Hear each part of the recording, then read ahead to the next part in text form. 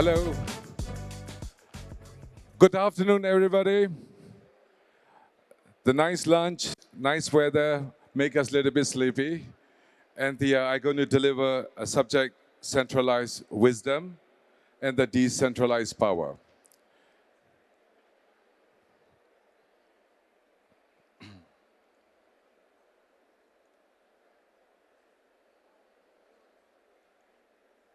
Oh.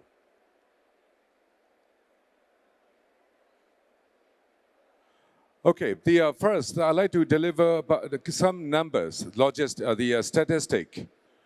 Way back in 2004,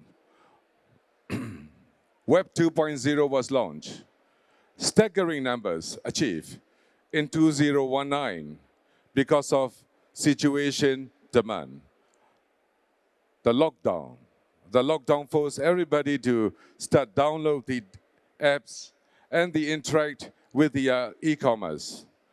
The staggering numbers goes up to 5.16 billion, or 64.4% of the global population. And they come to the Web3 and decentralized. There is 75 million population as of now is being engaged, which represent barely 0.9375%. And out of that, 20 million population of Muslims adopted the Web3 and blockchain, representing 1.05%. That's interesting, the growth rate, the interest that generated by the Muslim population as compared to the rest of the world. The reason is simple, the familiar, comfort, and the understanding, the principle of decentralized and blockchain is well fitting to Maqasid al-Sharia. So means that today's subject is relevant to discuss, because we are going to talk about centralized. And the centralized, when we talk about centralized, we are facing skepticism, the mistrust, anonymity, and enforceability. And the centralized, when we say we're used to it.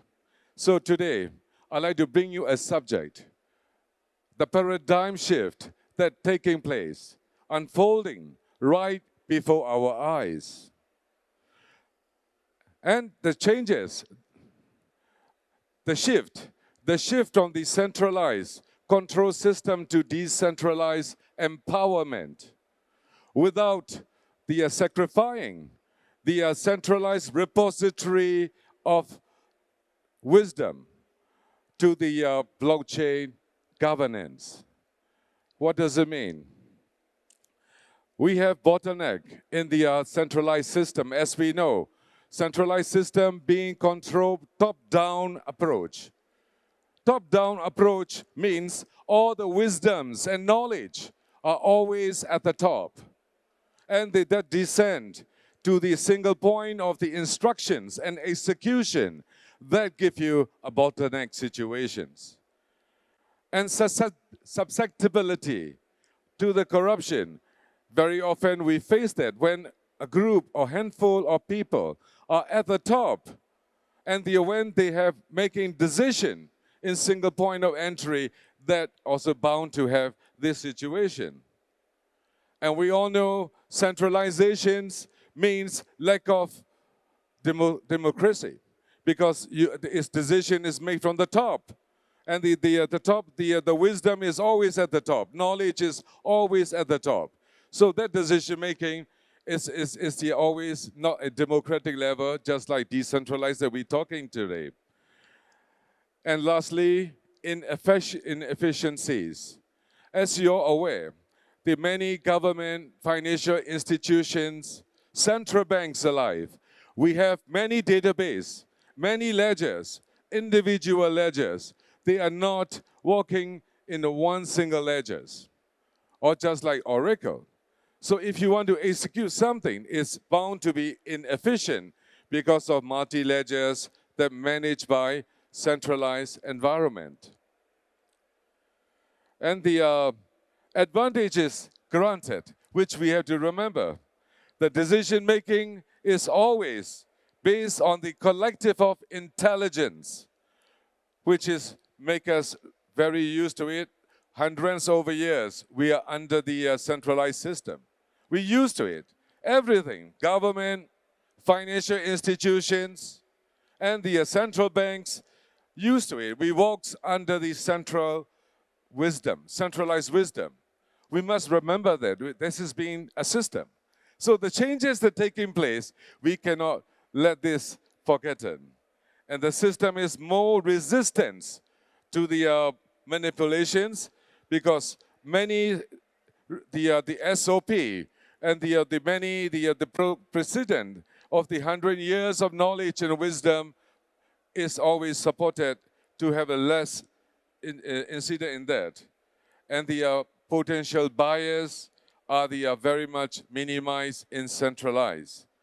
So this, the whole hall today, I hear from everybody, we are talking about bearish. We are talking about how difficult central authority to adopt the decentralized. And we are talking about when the crypto will be effectively used. I hear that 10 years ago. And today we're still talking. And the reason is we have failed to find the gap, to narrow the gap between the centralized authority, centralized wisdom, and the power of blockchain today. So, rise of the blockchain, a technology that promises the decentralized security and transparencies. And how do we manage the blockchain to be decentralized wall, which ensure that we don't go into chaos?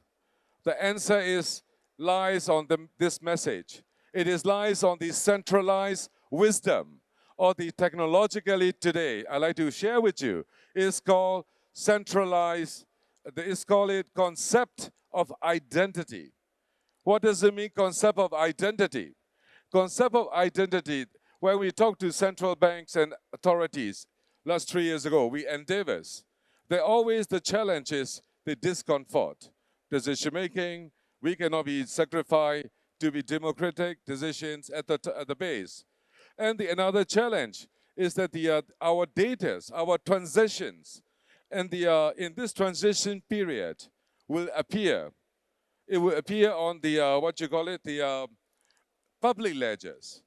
As a central bank, we are not used to public ledgers. We like to have that central authority, some confidentiality. When you can identify in ledgers, also not comfortable because we do not have privacy. So today what we're trying to achieve is to bridge the gap between centralized authority and decentralized environment. The message is clear. We need to have the comfort, the arrangement where centralized wisdom can meet the power of decentralized. So blockchain have these problems. We have voter apathy. We have the lack of the numbers still. Yeah, because of the system that we use to it, and we have technical barriers. Where we talk about blockchain, it is not that anybody's subject, especially in centralized environment. And as we're speaking, my grandson is playing Web3. He's playing by the way, I'm 62. I'm a grandfather blockchain, guys. My grandchilds are playing the Fortnite. You may be surprised. Your kids at home are already in Web3. That changes. It's imminent. That changes. I believe it will become sooner than later. Unless we have to bridge the gap, which is to recognizing centralized wisdom. What is it? The knowledge, then the expertise that they have at the top to be able to operate the decentralized environment. That doesn't mean they have to sacrifice. They have to just let go the decentralized, that wisdom. They have to centralize, that power. They don't have to decentralize their authority, their knowledge, and the wisdom. Only got to centralize your democratic practice. and that would be a bridge. So concept of identity that we're promoting today is very critical for the next phase. Means we have to we decentralize. We don't want to be seen. We don't want to be KYC. We don't want to be anti-money laundering. You cannot touch that subject. You can say, I don't want to be KYC for privacy, but you cannot touch the subject, the anti-money laundering, because that could lead to quite a serious situation. So to find the right balance between the centralized system and the decentralized empowerment, we need user-friendly tools to encourage the participants. That's what we did. And today, we're proud to share that we are in the advanced stage of the launching CBDC in Malaysia. To get to that is break through these three principles. We make a user-friendly tool, and we clear the communication channels, and where wisdom can be shared and accessed. And we need collaboration with the regulatory bodies to ensure that we are building on this solid foundation. And we got to give a message. As we step into the future, lest we all remember, decentralization empowers, but centralization, wisdom guides. If we can accept this approach, just like we did with Malaysia's central bank to launch the CBDC, I think the rest will follow suit. With that, I'd like to take this opportunity to thank all of you, and thank you.